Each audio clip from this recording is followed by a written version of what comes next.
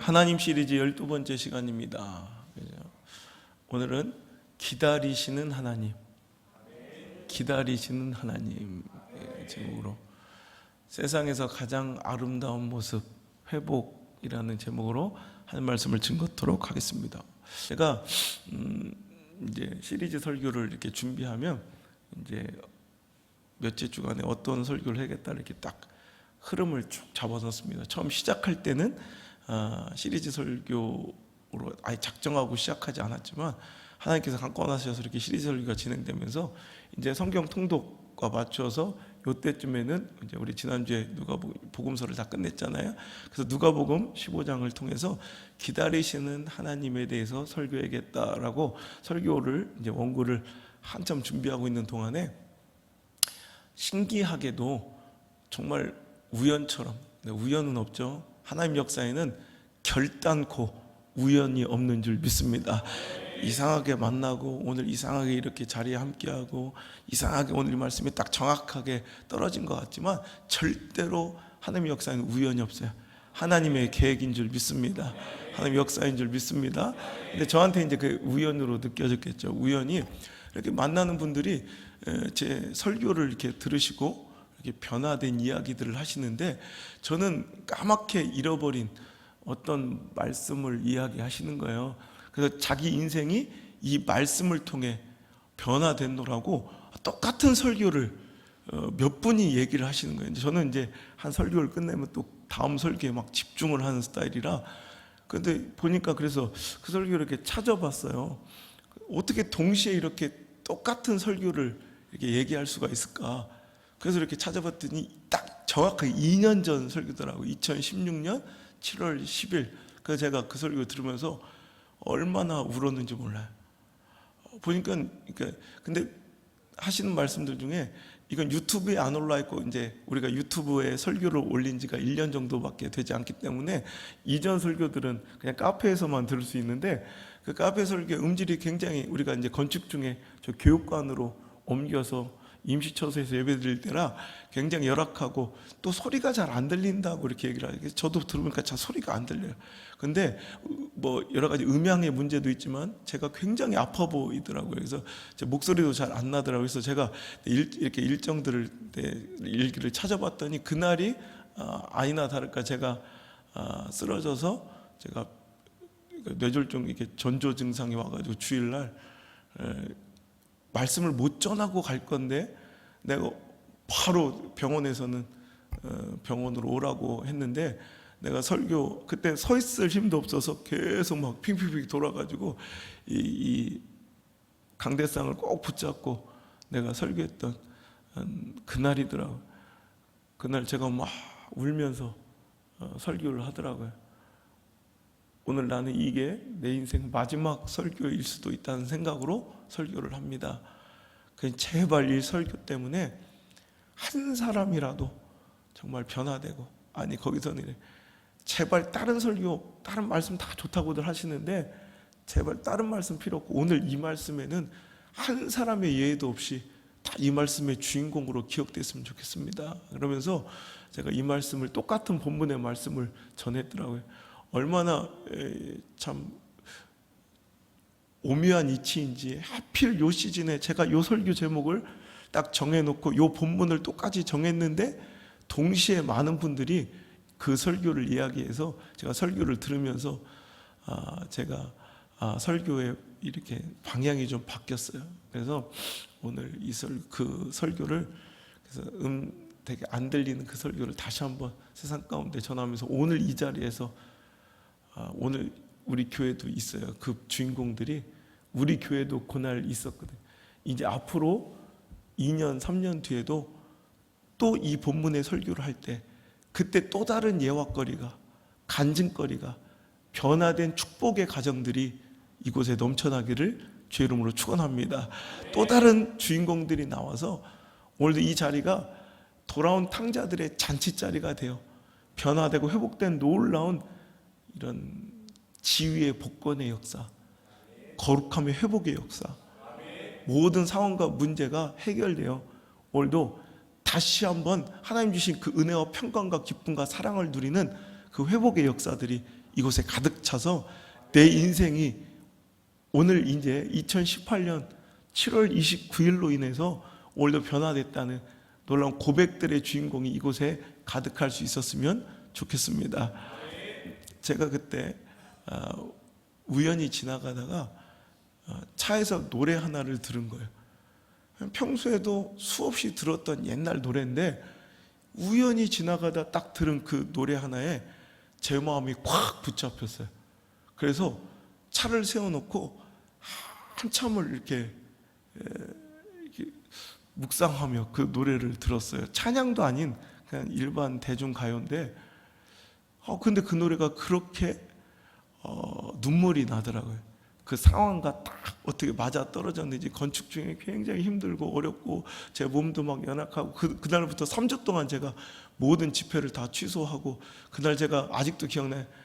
전라도 광주에 집회를 떠나야 되는 날이었는데 그날 아침에 전화해서 죄송하다고 집회도 다 취소한 채로 제가 3주 동안 계속 집안에 있으면서 제가 이제 요양하고 지금 또 보니까 또 이게 회복되어 있는 이 모습이 너무 감사하기도 한데, 그때 상황과 처지가 내 환경이 그랬는지 그 노래가 그렇게 눈물이 나더라고요. 그 노래가 어떤 노래인지 궁금하시죠? 한번 함께 들어볼까요? 우리 한번 틀어주세요.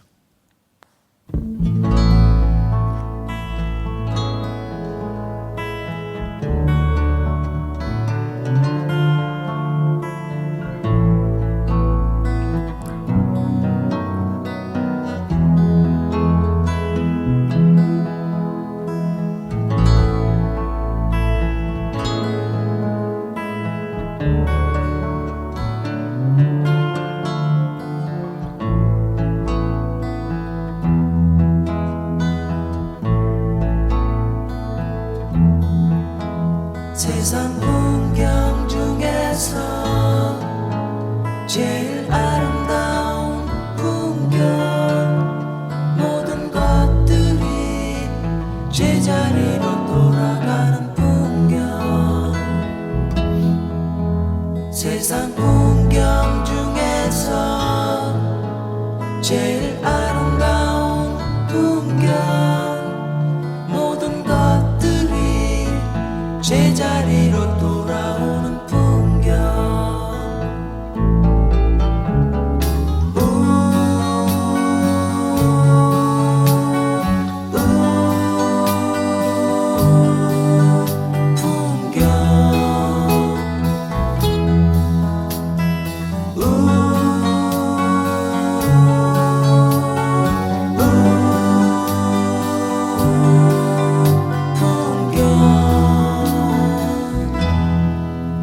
세상 풍경 중에서 제일 아름다운 풍경, 모든 것들이 제자리로 돌아오는 풍경. 이 노래 어떤 노래인지 아시죠?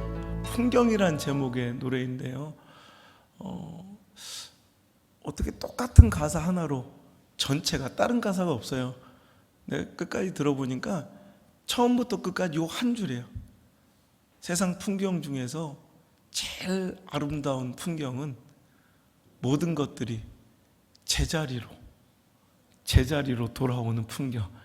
그 풍경이야말로 세상에서 가장 아름다운 모습이 아니겠느냐라는 똑같은 가사 하나로 끝까지 불러요.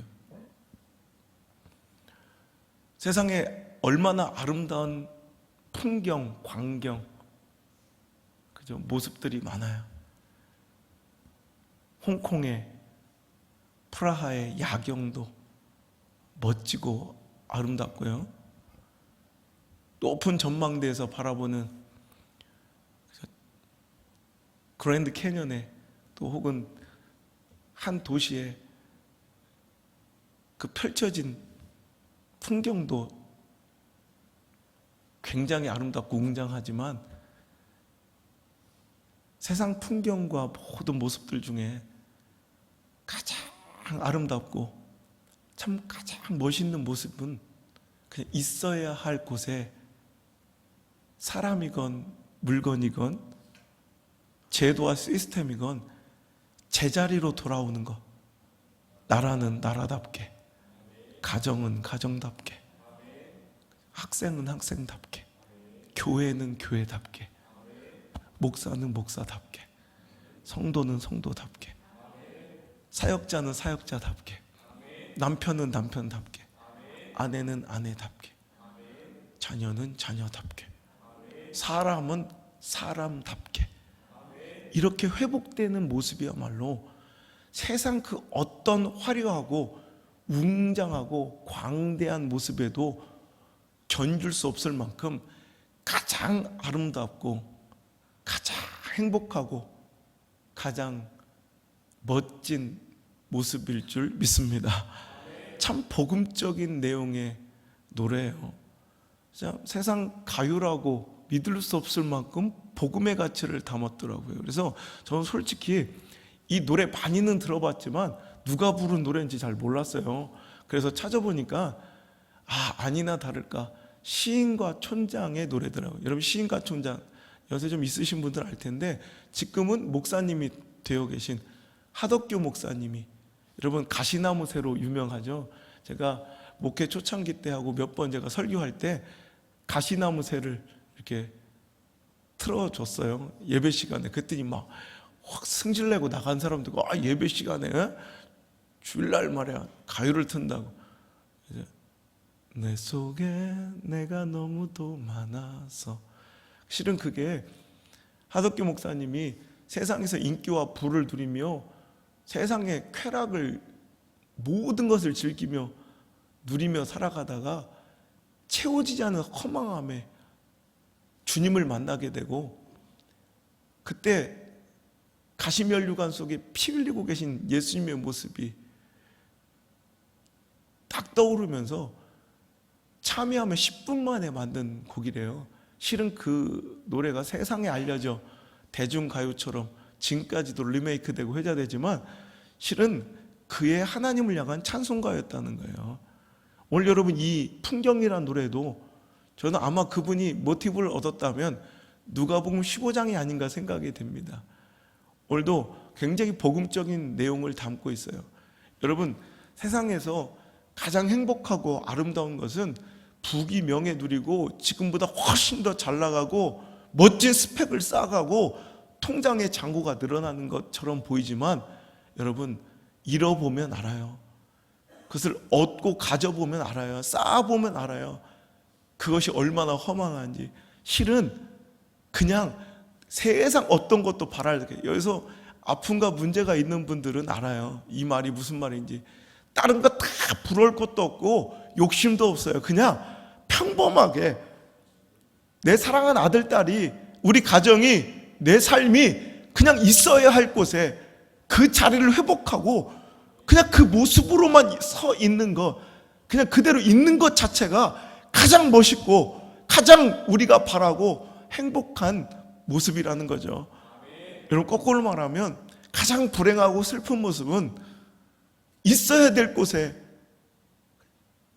제자리에 있지 못한 사람들과 삶의 모습이야말로 세상에서 가장 불행하고 가장 가슴 찢어지는 아픔의 모습이 아닐까 싶습니다. 오늘 성경의 본문에 이 탕자가 그래요. 얼마나 배은망덕한 놈입니까? 아버지한테, 아버지 어차피 죽으면 유산 우리한테 물려줄 것이니까 어차피 물려줄 거 지금 땡겨서 미리 달래요. 이것만 해도 진짜 나쁜 놈이에요. 그죠?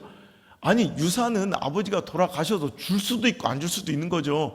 그런데 어차피 아버지 죽으면 줄 유산이니까 그거 죽기 전에 나 지금 필요하니까 지금 달래. 이것만 해도 충분히 나쁜 놈인데 그 돈 가지고 며칠 만에 싹 챙겨갖고 아버지 떠나가지고 외국에 나가 열심히 사업하고 열심히 장사하다 그걸 다 손해보고 날려버려도 나쁜 놈이에요. 그런데 그걸 가지고 뭐예요?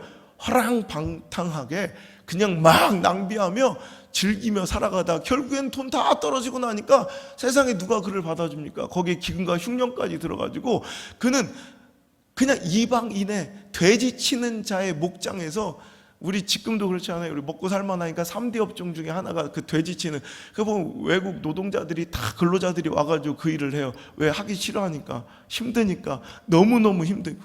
그러니까 그런 일을 하는 거예요. 그 부잣집 도련님이, 여러분 외국 이방 나라에 가가지고 여러분 돼지 치는 일을 하는데 돼지나 먹는 사료, 쥐염 열매, 돼지 먹는 먹이인 쥐염 열매조차 이제 자기에게 주는 자가 없자 오늘 그는 돌아와 다시 아버지의 품으로 안겨 오늘도 회복되는, 방금 전까지는 비루하고 초라해서 정말 아버지를 떠나 배응망덕하게 살아가는 정말 그 머슴처럼 노예처럼 그 더러운 돼지 우리막에 정말 돼지 사료나 먹고 살던 그자가 아버지의 품으로 돌아와 여러분 금가락지 좋은 반지 끼고 좋은 옷을 입고 신발을 신겨지고, 여러분 노비와 당시의 종들은요 신발을 신지 못했거든요. 좋은 신발로 다시 한번 신겨지고 송아지를 잡아 여러분 잔치를 벌이는 이 아름다운 모습이야말로 세상에서 그 무엇도 부럽지 않을 만큼 가장 멋진 모습이었을 줄 믿습니다. 전 오늘도 여러분 소망해 봅니다. 오늘 이 자리에 나오신 분들이 다른 교인들 또 우리 교회도 몇 명이죠. 이 말씀이 자기 인생을 바꿔놨다고 고백을 해요. 오늘 또 저는 소망합니다. 오늘 이 자리에 있는 모든 자들이 이 말씀으로 인해 회복되길 원합니다. 제자리로 돌아오길 원합니다. 여러분이 있어야 할 곳으로, 여러분 가정과 여러분 자녀가 있어야 할 곳으로 마땅히 응당한 모습으로 회복되고 돌아오는 축복이 있을지어다.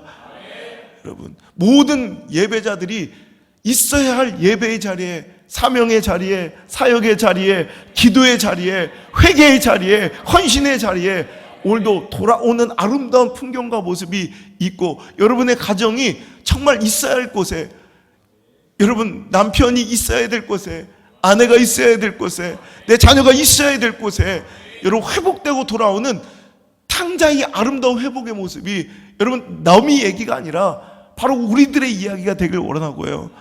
원래 하나님 그렇게 기뻐 바라시는 우리가 있어야 될 곳에 딱 우리가 둥지를 들고 내 발걸음이 멈며 복 있는 자리에 뿌리 내리는 시냇가에 심은 나무 같은 정말 아름다운 축복의 모습으로 다시 한번 회복되기를 간절히 소망의 말씀을 드립니다. 여러분 그게 가장 아름다운 거예요. 여러분 자연스러움, 뭔가 거스르고 정말 부딪히며 충돌하며 정말 어울리지 않는 곳에 꾸역꾸역 너미 옷을 입고 있는 것보다 자연스러운 뭐예요? 하나님께서 천지를 창조하신 그 모습 그대로, 하나님께서 우리에게 허락하신 그 자리 그대로, 여러분 이걸 우리는 자연스럽다 그래. 자연스러운 것만큼 아름다운 것이 없어요. 제가 이제 전국 팔도 집회를 다니면서 지금 이 최근에 한 7년 됐잖아요. 제가 전국에 안 가본 데가 없잖아요. 그런데 이 7년 상간에도 얼마나 많이 이 자연이 훼손되고 여러 가지로 이 사람의 손이 타는지, 여러분 길이 뚫리고 터널이 뚫리고, 물론 가는 길은 짧아져서 참 좋은데 어떤 때는 참 이렇게 마음속이 좀 이렇게 먹먹할 때가 있어요. 그냥 내버려 뒀으면 얼마나 좋을까. 이 멋진 산을 꼭 길을 얼마든지 갈 수 있는 길이 있어요. 그거 뚫으면 15분 절약돼요. 물론 저한테 15분 굉장히 큰 건데 굉장히 갈 때 기쁘긴 하지만 이걸 꼭 이렇게 훼손하면서까지 이걸 막 산을 밀어서까지 여기에 길을 만들 필요가 있었을까? 또 유명한 관광지, 옛날에 안 알려졌던 관광지가 이제 갑자기 이슈가 돼가지고, 제가 제주도 7년 전 집회 갈 때 이 월정리 같은 데는요 알려지지 않아가지고 처음에 막 그때 커피숍 하나 있었어요. 그때 땅 한 평에 30만 원, 50만 원, 80만 원. 그때 사람들이 그래요. 목사님 땅값이 엄청 올랐어요. 이거 얼마 전까지 30만 원 하는데 80만 원 해요. 이제 우리 사람들 엄두도 못 낸다고. 몇 배가 오른 거, 거의 3배가 오른 거예요. 80만 원. 근데 그 다음에 갔더니 그게 200만 원, 300만 원 해요. 그 다음에 갔더니 지금 1,500만 원. 땅 한 평에 2천만 원이 넘어요. 이제 월정리 고해변이 이제 너무 핫플레이스가 돼가지고 그때 막 엉망해요. 지금 매년 제가 거기 제 좋아하시는 성도님이 계셔가지고 가면 그냥 마음껏 그 펜션 하나를 제가 쓸 수 있는데 이제 갈 수가 없어요. 거기 옛날에 조용하고 너무 한적해가지고 너무 좋아서 제가 즐겨했던 그 해변이 지금 완전히 막 그 앞에 또 쓰고 건물들로 빽빽하고 모든 꼭 저를 이렇게 우리 제주 도민이 있으니까 알 거예요. 저걸 저렇게 훼손해서 더 저기다가 막 갈아엎고 저기 집을 세우고 펜션을 또 만들어야 되는가? 정말 우리 자연스럽게 두는 게 가장 이뻐요. 여기 간절곶도 그래요. 제가 처음에 왔을 때 요 간절곶하고 여기 대운산에 애기소 있잖아요. 그게 참 제 우는 장소였어요. 와가지고 혼자 홀몸으로 혈혈 단신 이곳에 와서 혼자 개척해서 얼마 어렵고 힘들 때마다 가가지고 그저 뭐 펑펑 울다가 산기도 가가지고 거기서 뭐 밤새도록 기도하고 새벽 기도 시간에 오고, 아니면 저기 간절곶 거기 가면 내가 우는 자리가 있어요. 근데 거기도 드라마 세트장으로 막 바꿔놓고 막 엉망이 됐어요. 거기도 막 그래가지고 참 안타까운데 제 우는 자리들이. 근데 지금 가보니까 뭐 편해졌어요. 이렇게 데크도 깔아놓고 이렇게 뭐 조형물. 근데 별로 안 이뻐. 또 특히 간절곶 옛날 처음엔 되게 이뻤거든. 근데 거기다 무슨 세멘트로 무슨 뭐 이렇게 뭐 여자 동상도 세워놓고 막 그 뭐예요 거지같이. 이쁘기나 해요 그거? 그러니까 자꾸 손을 대니까 더 엉망이 되는 거예요. 그 손 대서 자꾸 손 대서 엉망되는 것도 있죠. 자연도 그렇지만 우리 얼굴도 그래요. 그냥 가만 냅뒀으면 좋겠어요. 자연스럽게. 이 자연스러움이 이 내추럴한 게 가장 멋있어요. 하나님께서 그렇게 놓으시면 이유가 있는 거예요. 크면 큰 대로, 작으면 작은 대로, 들어가면 들어간 대로, 나오면 나온 대로, 곧으면 곧은 대로, 삐뚤으면 삐뚤은 대로. 근데 그걸 다 획일적으로 똑바르게 튀어나오게 작게 깎고 돌리고, 그리고 옅으면 옅은 대로, 진하면 진한 대로. 근데 자꾸 그걸 건드리는 거예요. 내가 세상에서 가장 싫어하는 게 눈썹 문신이에요. 어우. 특히 야매로 한 사람들 있죠. 미용실에서. 그 굉장히 위험한 도박이에요. 그 알아요? 왜냐하면 이 눈썹 문신이라는 게 그래요. 이 각도가 하나님은 되게 자연스럽게 만들어. 얼마나 예뻐. 나영이, 우리 미란이, 하빈이 손대지 않았잖아. 그 자연스러운 게 제일 이뻐. 근데 그걸 눈썹 문신을 잘못하다가 요 각도가 약간만 올라가면 되게 싸나워 보여. 앵그리버드처럼. 알아요? 근데 그렇다고 또 각도가 또 너무 내려가면 되게 멍청해 보여. 이렇게. 이거 굉장히 위험한 일이에요. 한 번 찍어 놓으면 어떻게 할 수도 없는데 그거를 정확하게 그거를 너무 멍청하지도 않고 너무 독하지도 않게 그 중도를 찾아야 되는 게 보통 일이 아니거든요. 근데 이 위험한 일을 하는 거예요. 제가 일본에 유학할 때 우리 누나하고 매형은 그때 이미 수년 전부터 가서 유학을 하고 있고, 저는 이제 뒤늦게 이제 갔더니 누나하고 매형이 이렇게 사람들 많은 거리에서 나를 약간 부끄러워한다는 생각이 들었어요. 집까지 것들이 뭔데? 그리고 나는 여러분 아시겠지만 지금도 저는 이렇게 패션에 신경을 굉장히 많이 쓰고 이렇게 좀 이렇게 조예가 있는 사람이에요. 그런데 그때도 내 깐에는 굉장히 멋지게 꾸몄는데 누나하고 매형이 자꾸 사람들 많은 곳에 가면 나하고 자꾸 떨어져서 걸어. 왜 그럴까? 그래서 보니까 한 1년 정도 내가 일본에 있으니까 이제 알겠더라고.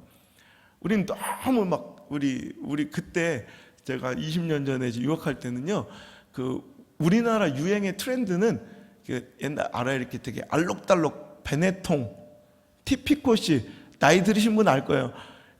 그런 풍에 이렇게 화려한 알록달록한 거, 막 원색 있죠? 노란색, 빨간. 전 그렇지 않아도 원색 좋아하는데, 여러분 대한민국에서 파란색 정장 입을 수 있는 사람 5명밖에 없어요.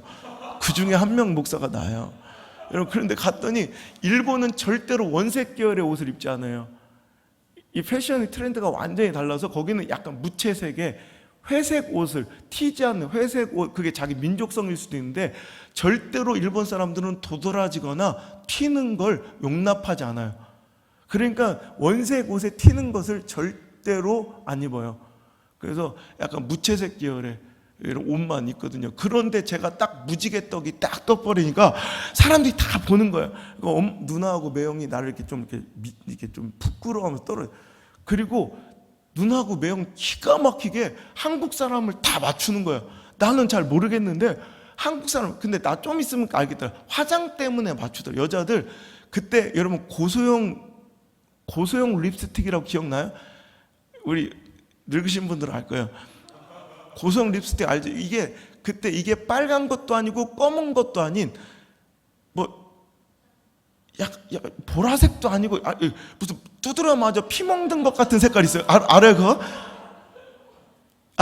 그 자료화면 찾아보시면 새 친구 있어요. 새 친구나 뭐 그때 한 20년 전 이제 유행했던 그런 드라마들 보면 여자들 환장해요. 아니면 저기 그 순풍산부인과 있죠. 그거 한번 저기 국회 TV나 그런 거 우리나라 그 케이블 TV 같은 데 보면 나올 때 박미선, 송혜교 바르고 다니는 거 한번 보세요. 환장하지 이거 슈퍼로 뭐 이상해요 색깔이. 그래가지고 멀리서 보면 주둥이만 이렇게 떠나 이게 입술만 떠다닌 것 같은데 그것만 확 보이는. 지금 보면 너무 촌스러워 죽겠는데 그때 한국 사람들은 그렇게 다 막 일본 사람들은 그걸 보면 막 혐오하는 거야. 막 이럴 정도로 싫어하더라고. 우리는 그걸 이쁘다고 생각했는데 너무 막 인위적인. 지금은 우리나라 화장이 세계적이에요. 우리나라 메이크업 하는 사람들이 전 세계로 이제 하고 지금은 이렇게 투명 메이크업 있죠. 한 듯 안 한 듯 이렇게 안 하는 거죠. 나영이 같은 이런 메이크업이 요즘엔 대세기 때문에 지금은 이렇게 수수하니 이쁘잖아요. 근데 옛날에는 막 이렇게 막 확 그냥 막 뭐 아니면 막 뭔가 전투적인 화장이 막 뭔가를 막 해내려는 막 그런 모습들이. 그러니까 그것들이 막 너무 이상하더라고요. 한 1년쯤 지나니까 너무 도들. 그건 일본에서는 약간 정신 이상자나 아니면 이렇게 술집에 나가는 여자들이나 이렇게 하는 화장이었던 거예요. 그러니까 한국 애들이 관광 오면 다 그러고 다니까 사람들이 막 이상하게 생각하고 그랬거든요. 그러니까 좀 자연스러웠으면 좋겠다. 얼마나 이뻐. 그죠? 얼마나 이렇게 아무것도 이럴 때가 저럴 때가 제일 이쁜 거야. 그죠? 저 나이는 그냥 가만히 있어도 내가 성경에 써도 무방할 만큼 진리인데 막 엄청나게 막 관리 잘한 49살보다 아무 짓거리도 안 한 18살이 훨씬 더 이뻐요. 이건 만고불변의 진리예요.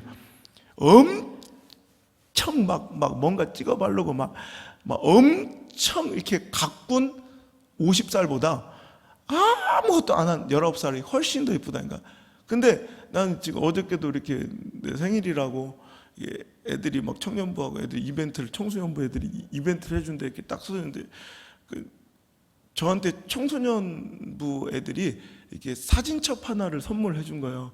그래서 앞에 제 이렇게 사진이 있고 한 장 한 장 넘길 때마다 우리 오병이 우리 청소년들이 편지를 하나씩 써가지고 지 사진을 이렇게 올려서 제 이름 안호성으로 삼행시를 이렇게 적어가지고 이렇게 책을 하나 선물해 준 거예요. 한 장 넘길 때마다 그 아이의 사진이 있고 이제 시가 하나씩 그리고 또 편지 한 통씩 꽂혀 있는데 다 새성도들밖에 없는 새성도들. 내가 이렇게 무심했던가. 야, 내가 우리 교회에 이렇게 아마 모르겠는 거 누군지. 그런데 보니까 그게 사랑이래. 그게 사라래. 이게 재영이래. 이게 성빈이래. 턱이 다 얼마나 갸름한지, 그리고 막 얼마나 찍어 발랐는지 못 알아볼 정도예요. 못 알아보. 그래서 내가 너무 안타까운 거예요. 얘들아, 니들은 아무것도 안 찍어봐. 이 젊음의 때의 아름다움은 어떤 화장품으로도 흉내낼 수 없어. 네 엄마가. 그죠? 이 젊을 때 16살, 17살, 또 18살, 14살 이때 이 풋풋한 이 젊음의 아름다움. 이제 나영이만 해도 안 돼. 너도 이미 늙었어. 이제 20대 중반만 넘어가도 감히 흉내낼 수 없는 젊음의 아름다움과 향기가 있어요. 그건 나중에 어떤 화장품과 돈을 투자해도 도저히 얻을 수 없는, 그때 잠깐 몇 년만 누릴 수 있는 그 멋진 아름다움을 우리는 엄마처럼 화장을 떡칠하느라고 그걸 덮어버리는 거예요. 엄마 흉내는 엄마가 왜 화장을 떡칠하고 사냐면 그렇게 해야 아빠가 알아보거든. 그리고 SK2 이거를 쳐발리면서 하는 게 뭐냐면 너처럼 되고 싶어서 하는 거야. 그 모습이 되고자 엄마는 돈을 써서 쳐바르고 애들은 또 그걸 덮는데 또 돈을 들여가지고 또 쳐바르고 이게 뭐냐는 거예요. 그냥 자연스럽게 하나님 주신 그 시간 그때 아름다움과 행복을 누리며 그냥 제자리로 돌아오는 그게 가장 멋지고 아름다운 모습이더라는 거예요. 오늘 여러분 우리 삶 가운데 이런 아름다운 제자리를 찾는 모습이 있었으면 좋겠어요. 그러니까 이번에 선거의 이슈가 그거잖아요. 나라를 나라답게. 그러니까 이게 나라냐 이게 캐치플레이예요. 이게 나라냐 그냥 어떤 멋진 나라를 만들겠습니다가 아니라 그냥 나라를 나라답게 만드는 것이 어찌 보면 가장 멋진 모습이에요. 그죠? 종교 개혁이 뭐예요? 그냥 교회를 교회답게. 그래서 왜 교회가 진짜 붙잡아야 될 그 은혜와 믿음과 성경을 놓쳐버렸는가 이거예요. 거기서 시작된 게 종교개혁. 그러니까 솔라 피데 오직 믿음으로, 솔라 그라시아 오직 은혜로, 솔라 스크립출라 오직 성경으로 말씀으로만 살자 이거예요. 이 어떤 시스템의 도입과 더 화려함으로의 뭐 변화 부흥이 아니라 그냥 있어야 할 자리로 원래 추구하고 붙잡아야 될 곳으로 우리가 회복되는 것이 가장 멋진 개혁이고 아름다운 모습이에요. 교회는 교회답게, 가정은 가정답게, 부모는 부모답게, 자녀는 자녀답게, 오늘 그 모습이 학생은 학생답게 그 모습이 가장 아름다운 모습일진데 그 회복의 아름다움이 오늘 이 자리에서 넘쳐나길 주의 이름으로 축원합니다. 여러분 이 말씀을 들으며 눈물을 흘리며 오늘도 회복되어 오늘도 이 자리에 축복을 누리고 있는 가정들이 있는 것처럼 앞으로 몇 년 뒤에는 여러분이 또 주인공이 되어 이 말씀으로 또 내가 제자를 찾아서 회복되었음을 고백하는 아름다운 간증들이 넘쳐나길 주의 이름으로 축원합니다. 눈물을 철철 흘리며 그때 목사님 내가 그때 그날 우리 교회를 안 와서 그날 그 말씀을 안 들었더라면 저는 또 거꾸로 그날 제가 쓰러져 말씀을 못 전하고 갔더라면 어떻게 됐을 뻔했나. 여러분 오늘 이 말씀을 전 소망합니다. 한 사람도 이 말씀에 엑스트라가 없었으면 좋겠어요. 구경꾼 없었으면 좋겠어요. 무조건 이 말씀에는 여러분 반드시 주인공 돼요. 여러분 있어야 될 곳이 있어요. 놓쳐버리고 있는 것들이 있어요. 회복될지어다. 여러분 제가 2부 예배 때는 할지 안 할지 내가 모르겠지만 내가 그 주인공 중에 한 가정이 이수열 이민정 집사님 가정이에요. 이민정 집사가 그날 이 말씀을 들으면 펑펑 울었대. 저는 기억도 안 나는데 그날 처음으로 이렇게 와서 막 엉엉 울었대. 내가 지금 뭐 하고 있나? 내가 막 왜 이러고 영적으로 거지같이 돌아다니고 모든 걸 다 잃어버렸더라는 거예요. 그래서 그날 이 말씀 때문에 다시 돌아와 회복돼요. 얼마 전에 펑펑 울더라고요. 어떻게 내가 이런 모습으로 지금 이렇게 행복하게 살고 있는지 모르겠다. 그날 내 인생을 이끌었던 말씀이 이 말씀이라. 그러면 이수열 집사도 고백을 하는 참 용기가 가족한 형제지간에도 그런 말씀을 하기가 어려웠을 텐데 목사님 너무 고맙다고. 제가 그랬대요. 딱 들어오면서 그때 식당하고 있을 때인데 내가 당신은 이 모습이 참 안 어울려요. 예? 너무 당신 있어야 될 자리가 아니에요. 자기가 볼 때는 세상 사람들에게 더 멋지게 보이고 화려해. 벤츠 끌고 다니고 그냥 그래서 내가 너무너무 안타까워하는 게 보이더래요. 당신 원래 있어야 될 모습은 이 모습이 아니에요. 빨리 제자리로 있어야 될 곳에 당신이 있었으면 좋겠어요. 두려워하지 말고 용기를 내서 도전하고 결단하세요. 그 말씀에 완전히 자기가 용기를 얻어서 형제지간에도 이런 얘기 하기가 힘들 텐데 왜 책임감이 뒤따르니까. 근데 그 말씀을 자기가 확신을 얻었대. 그래서 모든 것을 다 정리해버리고 지금 제가 이렇게 행복을 누리고 산다고. 여러분, 가장 아름다운 모습은 그거예요. 더 화려해지는 게 아니에요. 더 부유해지는 게 아니에요. 그냥 있어야 될 자리에 내가 있는 거. 이 모습이 가장 아름다운 모습이고, 가장 불행한 모습은 이런 무언가를 잃은 것이 아니에요. 지금 이 집사 가정은 벤츠를 끌고 다니다가 지금 조그만 소형차를 끌고 다니는데도 너무 행복하고 오히려 자신만만하고 당당해 보여. 그런 게 행복이 아니었던 거예요. 오히려 지금 두려움이 없대. 넌 이렇게 행복해도 될까 싶은 정도로 행복하다. 가장 불행한 건 뭘 잃어버린 게 아니라 있어야 될 자리, 제자리에 그 삶이, 그 인생이 잊지 못할 때가 가장 불행함이라면 오늘 이 시간 그 불행이 끝이 나고 다시 행복한 아름다움 회복되어 오늘도 우리가 있어야 될 그 자리로 돌아오는 아름다운 축복이 있기를 주의 이름으로 축원합니다. 탕자의 이 회복, 있어야 될 그곳에 탕자가 돌아와 이제 다시 아들의 권세를 복권했잖아요. 다시 제자를 찾아 행복한 이 아름다운 예술작품의, 수많은 예술작품의 소재가 되는, 이건 교회를 안 다닌 사람도 이 탕자 이야기는 다 알고 너무너무 아름다운 소설의 주제나 그죠? 또 이 미술 작품의 주제로 굉장히 많이 사용. 가장 대표적인 게 렘브란트의 돌아온 탕자라는 작품. 여러분 많이 보셨죠?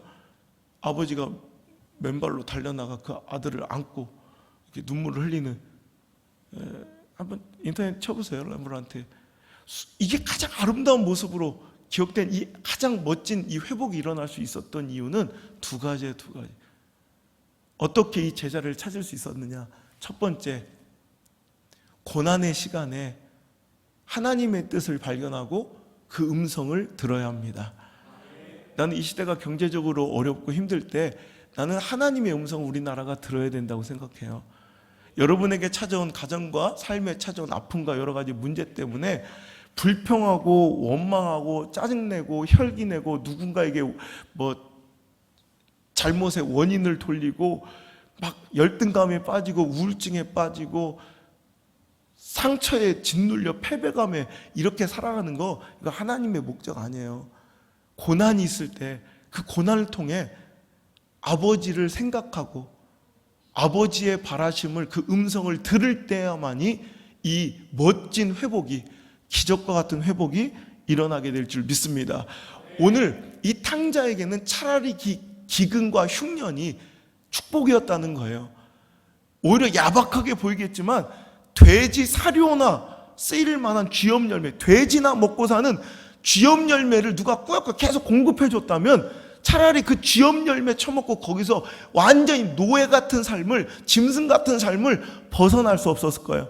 근데 오히려 냉정하고 그 시간에 냉혹하게 보였겠지만 쥐염 열매조차도, 돼지나 먹는 쥐염 열매조차도 허락하지 않는 그 야박한 관계, 사람들에게 받은 상처가 오히려 하나님의 음성을 듣게 하는, 그가 있어야 될 곳으로 그를 인생의 방향을 돌려준 나치판이 됐다는 거예요. 여러분에게 고난과 문제가 찾아왔습니까? 그때 여러분, 내가 있어야 될 곳을 발견하는 인생의 나침판이 되길 바라고 회복의 방향타가 되기를 주의 이름으로 축원합니다. C.S. 루이스가 이런 얘기합니다. 우리에게 찾아온 고난은 실은 하나님이 우리를 향하신 큰 소리라고. 평안할 때 인간은 하나님께서 양심을 통해 우리에게 속삭이시는 소리를 잘 듣지 못한대요. 그래서 하나님께서 우리에게 고난을 보내신 거예요.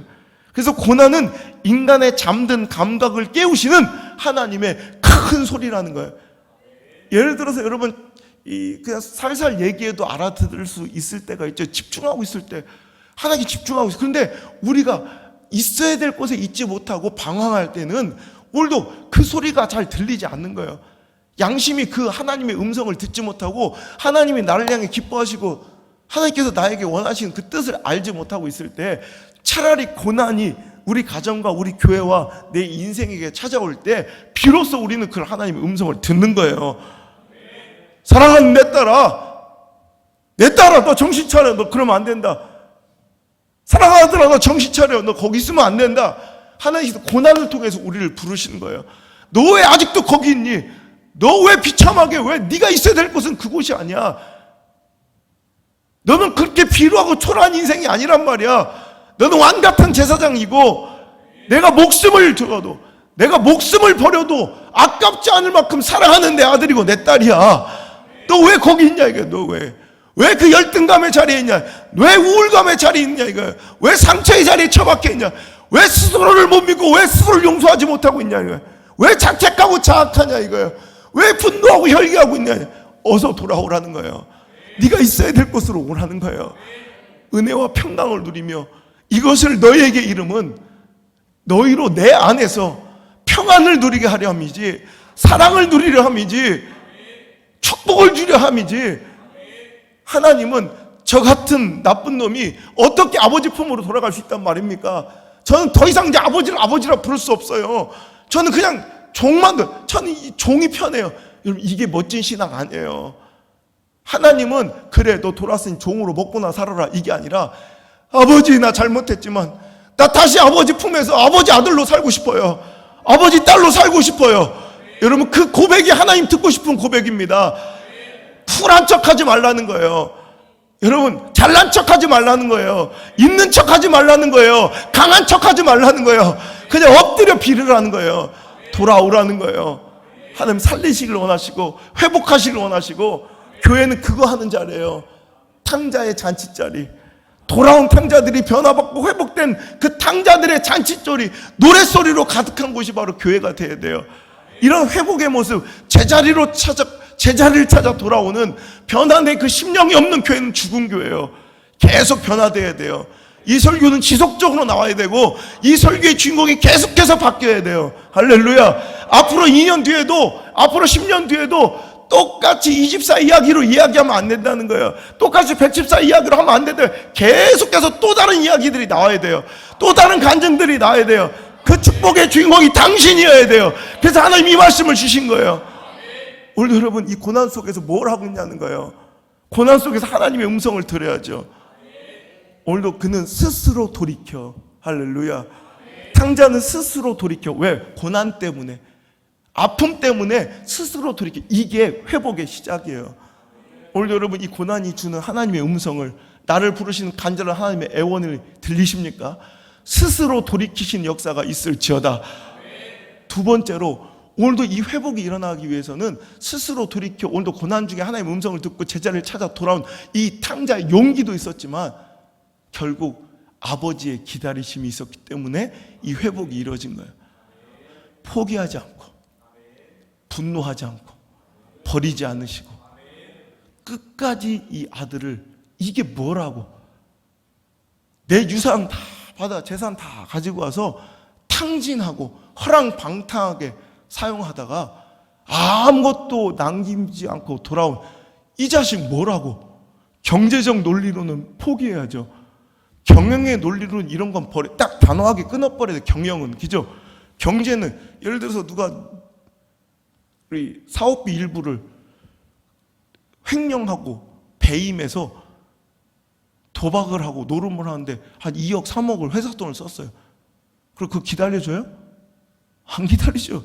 단호하게 처리하는 거예요. 그건 경영의 논리는 그렇게 하는 게 진리예요. 경제적 논리는 그렇게 해야 돼요. 하지만 아버지와 딸 자식은 달라. 만약에 내 딸내미가 아빠 돈을 2억을 훔쳤어.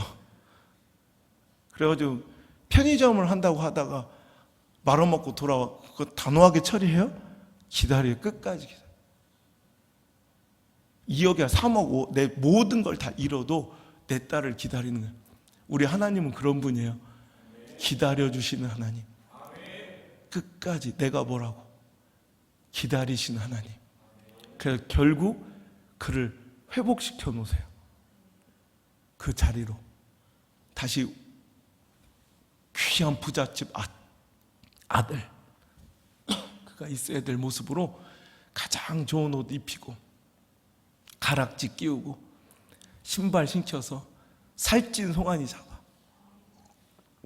할렐루야. 일전에 설교한 적 있죠. 23절에 그리고 살찐 송아지를 끌어다가 잡으라. 그래서 헬라어 원문을 보면 관사, 톤이 붙어 있어요. 이것은 그냥 무작위로 저 우리 가운데 가서 살찐 어떤 송아지 참 좋은 놈 하나 끌어다가 잡으러가 아니라 톤, 특정 지어진 한 송아지예요. 톤, 이 정관사가 붙어 있는 거예요. 아주 고유한 거예요. 특정된 거. 그러니까 정관사 더하고 비슷한 톤이 붙어 있는, 관사 더가 붙어 있는 건 일정부터 예정돼 있고 지정해 놓은 거예요. 무슨 얘기했어요? 아버지는 그 배응망덕한 아들이지만 언젠간 돌아올 걸 믿고, 만약에 내 아들 돌아오면 이 송아지 잡아줘야지, 이 송아지 내가 우리 아들 줘야지 하고서 지정해 놓은 어떤 특별한 송아지가 있었다는 거죠. 아버지, 너 왔냐? 이런 게 아니라 끊임없이 하염없이 그 아들 올 길을 바라보고 계셔서 아직 거리가 먼데도 불구하고 여러분 집중하고 있었으니 그 아들이 오는 걸 미리 알아챌 수가 있는 거예요. 우연히 있다가 만난 게 아니라 끊임없이 아들 올 길을 쳐다보며 살찐 송아지 지정해 놓고 준비해 놓고 우리 아들, 우리 딸 돌아오기를 간절히 기다리던 아버지의 마음. 1년, 2년, 수년이 지났겠죠. 드디어 그 기다리던 길에서 저 전만큼 자기 아들이 보여. 그냥 뛰쳐나가. 그 아들 올 때를 기다리는 게 아니라 그냥 쫓아나가 그 아들을 부둥켜 안고 그 즉시로 아들의 지위를 회복시키시는 그 하나님 아버지의 아름다운 품성, 기다리심이 오늘도 저와 여러분을 향하고 있는 아버지의 마음인 줄 잊지 않아야 돼요.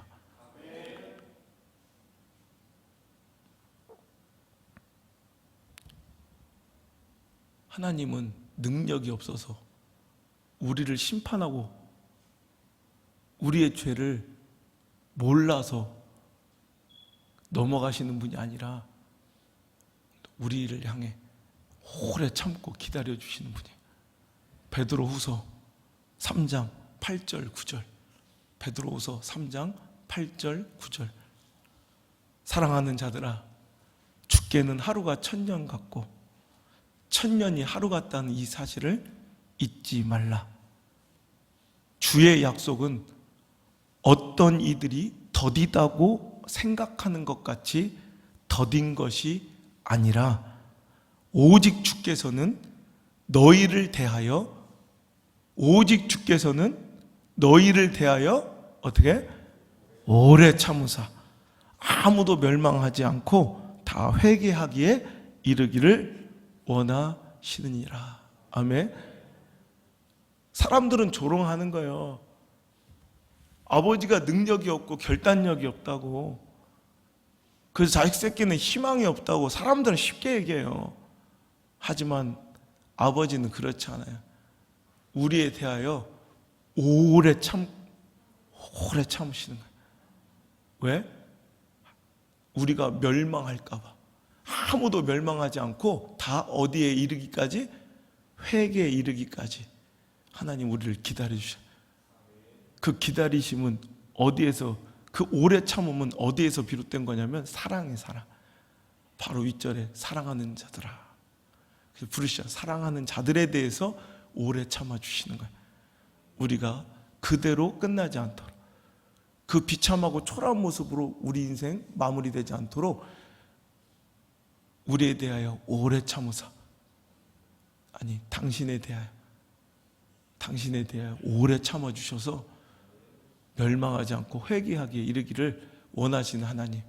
그래서 1000년을 하루같이 기다려줄 수 있는 분, 그 하나님의 사랑이 우리를 향하고 있음이 얼마나 감사합니까? 원래 여러분, 이 오래 참음은 원래 하나님의 고유의 품성이에요.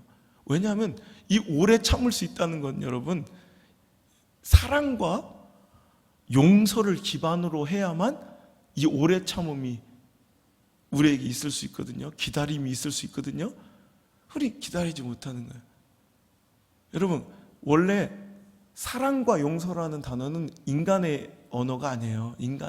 인간에게 적합한 단어가 아니라고. 사람에게는요, 사랑과 용서라는 단어가 부합되지 않아요. 절대로 인간의 품성과 본성은 절대로 사랑할 수도 용서할 수도 없어요. 이건 하나님의 언어예요. 하나님의 언어가 사랑과 용서예요.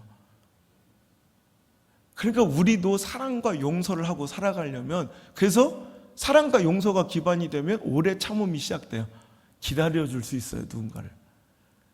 그러려면 하나님의 영이, 성령이 임하셔야 돼. 그래서 성령의 은사 중에 하나가 바로 오래 참음이에요. 갈라디아서 5장 22절, 23절에 보면, 갈라디아서 5장 22절, 23절에 오직 성령의 열매는 사랑과 희락과 화평과 오래 참음과 자비와 양선과 충성과 온유와 절제니 이 같은 것을 금지할 법이 없느니라. 성령의 은사하면 우리가 생각나는 것들 막 화려한 것들 많은데 그 중에 하나가 뭐예요? 성령이 임하시면 나타나는 우리의 능력 중에 하나가 뭐예요? 오래 참음. 하나님의 영, 성령이 우리에게 임하시면 우리는 기다릴 줄 아는 거예요. 근데 우리는 기다리지 못해요. 막 조급해요. 내가 뭔가를 하려 해요. 막 그냥 내가 뭔가 들쑤셔놔요. 인간의 손을 타요. 그러니까 오히려 제자리를 찾지 못하는 거예요. 성령이 우리에게 임하시고 하나님 아버지의 품성이, 하나님이 우리를 기다려주지 않고 오래 참으시지 않았다면 우리도 이 모습으로 있을 수 있냐는 거야. 근데 우리는 그 은택과 은혜를 받아놓고 우리는 못 참는 거예요. 뭐라도 한마디 입을 떼야 되고, 내가 뭔가 가르치고 훈계해야 되고, 내가 뭔가를 막 그냥 뭐 이끌어야 되고, 내가 뭔가 판결해야 되고, 내가 뭔가 결판 내야 되고, 그러니까 다 엉망이 되는 거예요. 하나님의 영이 우리에게 임했으면 좋겠어요. 성령이 우리에게 있었으면 좋겠어요. 그래서 우리가 하나님의 영을 받아 오래 참음의 능력, 기다리시는 하나님의 품성이 우리에게 임하여서 우리도 기다리며 모든 것들이 제자리로 돌아올 수 있도록 우리가 통로가 되고 길이 되는 아름다운 교회, 온양선보험교회, 아름다운 가정, 여러분의 가정, 아름다운 인생, 여러분의 삶과 아름다운 자녀, 여러분의 자녀들 이야기가 되길 주 이름으로 축원합니다. 우리 여러분 성경 읽고 계시잖아요. 우리 전교인 성경 통독 중인데, 여러분 성경 목적, 그 주제를 알고 읽어요. 성경이 뭐냐면, 성경 되게 복잡하고 뭐 알아듣지도 못하겠고 이해도 안 되고 힘들죠. 성경을 한마디로, 자, 성경 읽고 독후감을 써오세요. 한 줄로 이 주제를 표현하세요. 그러면 수능에 이 문제가 나온다면 우리는 주저없이 이렇게 쓰셔야 돼요. 성경은 하나님께서 잃어버린 세상을 되찾아 가시는 이야기, 이게 성경이에요. 성경은 하나님께서 잃어버린 영혼을 되찾으시는 이야기, 이게 바로 성경 이야기예요. 세상이 하나님을 버렸거든. 이 시대가 하나님을 버렸거든. 우리가 하나님을 버렸거든. 그런데도 하나님은 우리를 포기하지 않으시고 우리를 기다려주시는 거예요. 오래 참고 기다려주셔서 아무도 멸망하지 않고 다 회개하기에 이르러 오늘도 있어야 될 그 자리로 하나님의 거룩한 족속이요, 택하신 백성이며 왕같은 제사장 같은 그 지위를 다시 회복할 때까지, 이 땅이 에덴 동산같이 아름다움으로 다시 천지 창조의 질서대로 회복될 때까지 하나님은 참고 기다리시는 이야기, 그래서 그 세상과 우리를 되찾아 가시는 이야기가 성경 이야기고, 그 성경 이야기 중에 주인공이 바로 이재학 성도가 된 거예요. 엄태섭이 된 거예요. 황병현이 된 거고, 안호성이 된 거죠. 박희영이 된 거예요. 오늘 그 이야기가 끊임없이 진행되는 것이 바로 그 배경이 되는 곳이 교회에 돼요. 교회는 그거 하러 있는 거예요. 근데 뻔한 교회, 관습과 습관에 젖어서 무기력하게 어떤 변화와 회복도 일으킬 수 없는 교회들, 문 닫아야 돼요. 우리 교회가 문 닫을 교회 되지 않기를 원합니다. 끊임없이 회복이 일어나고 제자를 찾아가는 아버지의 통곡 소리, 근데 그 울음소리가 슬퍼서 우는 게 아니라 감격에 벅찬 하나님의 울음소리와 기뻐 춤추시는 모습이 항상 이 자리에 공존하길, 돌아온 탕자들의 부끄럽고 송구하고 몸둘 바 모르지만 뻔뻔하게 다시 주님 품에 안겨 회복되는 아름다운 역사 이야기, 이게 교회의 스토리가 돼야 돼요.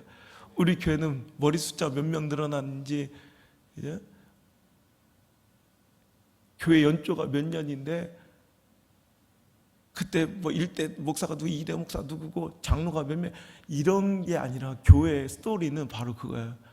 교회의 스토리는, 교회의 역사는 그 회복된 사람들의 이야기, 그게 교회의 역사예요. 그 한 페이지에 우리 백집사가 있잖아요. 그 한 페이지 우리 지용 성도가, 지용 집사님이 계시고, 그 한 페이지에 또 임덕남이 써지고 있고. 할렐루야. 그 아름다운 이야기가 넘쳐날 수 있기를 주의 이름으로 축복합니다. 찬양합시다. 우리 이 시간 주를 멀리 떠났다 이제 돌아옵니다 고백하는 자들이, 탕자 같은 자들이, 아니 내가 하나님, 내가 내 있을 곳을 찾아왔으니 나를 맞아 주옵소서. 회복을 꿈꾸며 다시 한번 찬양합니다. 나 주를 멀리 떠났다, 나 주를 멀리 떠났다 이제 옵니다. 나 죄의 길에 시달려 주여 옵니다. 나 이제 왔으니 내 집을 찾아 주여 나를 받으사 맞아 주소. 나 바랄 것이 무언가, 바랄 것이 무언가, 우리 주 예수 날 위해 죽임 당하심 믿고 옵니다. 나 이제 왔으니 내 집을 찾아 주여 나를 받으사 맞아 주소서. 나 이제 왔으니, 나 이제 왔으니 내 집을 찾아 주여 나를 받으사 맞아 주소서. 나 이제 왔으니, 나 이제 왔으니 내 집을 찾아 주여 나를 받으사 맞아 주소서. 아버지 하나님, 우리를 기다려 주셔서 감사합니다. 세상에서 그 가장 아름다운 모습, 있어야 될 곳에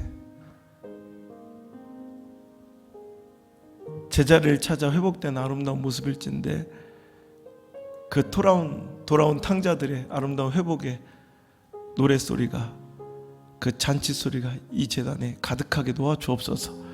2년 전 똑같은 말씀에 변화받은 이야기, 회복된 이야기가 눈물로 간증되고 있습니다. 오늘 이 말씀이 또 다른 회복을 이끌어내고 또 다른 기적을 이끌어내요. 또다시 간증될 수 있도록 역사하여 주옵소서. 한 사람도 이 말씀에 구경꾼 되지 않게 하시고 반드시 은혜 받아 있어야 될 곳으로 회복되는 아름다운 기적이 일어나게 하옵소서. 이제는 나를 포기하지 않으신, 그래서 십자가의 가치를 지불하신 예수 그리스도의 크신 은혜와 나를 끝까지 기다려주시는 내 아버지 하나님의 이해 못할 큰 사랑과 오래 참음의 능력을 우리에게 허락하시는 성령님의 임하심이 오늘 이 자리에 나와 있어야 될 곳을 기억하고 연어처럼 회복해야 될 것을 기억하고 다시 그 회복의 자리로 돌아서고 결단한 모든 성도들 머리에와 저희의 가정과 심령 위에, 저들의 자녀들, 사랑 우리 자녀들 머리 위에, 그 인생 위에 이제부터 떠나가지 마시고, 제발 떠나가지 마시고, 제발 버리지 마시고, 제발 포기하지 마시고 영원토록 함께 머무시기를 간절히 축원하옵나이다. 아멘.